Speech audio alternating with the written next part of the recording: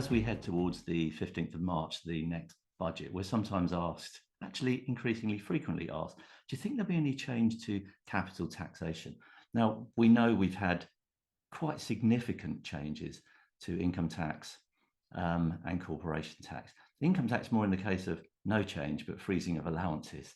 And in corporation tax, quite a big change, of course, with the potential, not potential, the actual increase of the tax rate to 25% for profits over 250,000, and that marginal rate applying to profits between 50,000 and 250,000, the marginal rate being 26.5%. The freezing of allowance is going to have a huge impact, as I've mentioned on past videos, making more people subject to tax. Freezing of thresholds, I mean, making more people subject to tax. With wage inflation and frozen thresholds, more people are drawn into paying tax. Perhaps more importantly for financial advisors, there are more higher rate taxpayers and more additional rate taxpayers, because remember, we also have that prospective reduction in the additional rate threshold from 150,000 to 125, 140. So how about capital taxes?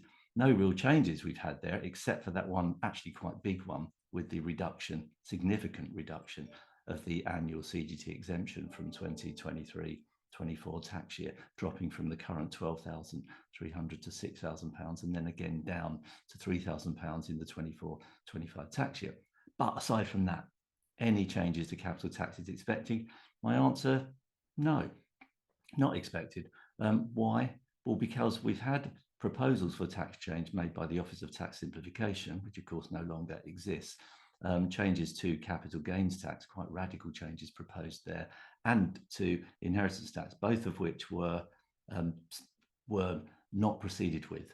And the Chancellor, now the Prime Minister, Chancellor at the time, Prime Minister now, said we're not proceeding with the substance of these changes. Now, of course, we're in different times now, and you couldn't absolutely rule out any change, but the combination of that, the fact that capital taxation is dear to the hearts of many Conservative voters, and the fact that capital taxation doesn't bring in much in the way of taxation. By far, the four biggest tax generators for HMRC are income tax through PAYE, especially national insurance, VAT, and corporation tax. Capital gains tax, and even less so inheritance tax, contribute very little. Now, of course, we can't guarantee that. So if you have unused annual CGT exemption, if you have unused inheritance tax exemption, absolutely use them while you can. You can't carry them forward, except for the 1 year carry forward of the inheritance tax, £3,000 exemption.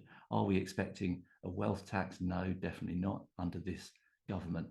But when we get to the next election, if we have a new government, a Labour government, as most, not most, all of the polls predict, then of course we could see some change to capital taxation, but we're a couple of years off from that yet, so let's not get too consumed by that now.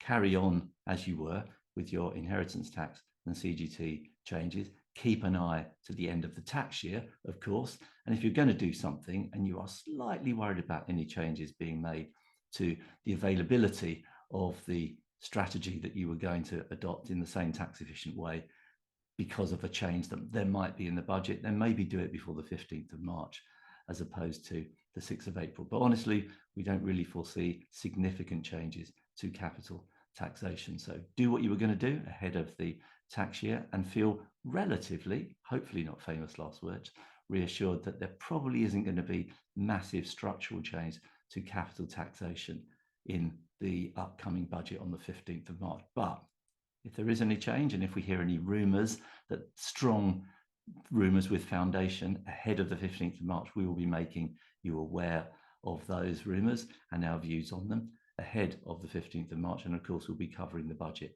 in our Techlink bulletins.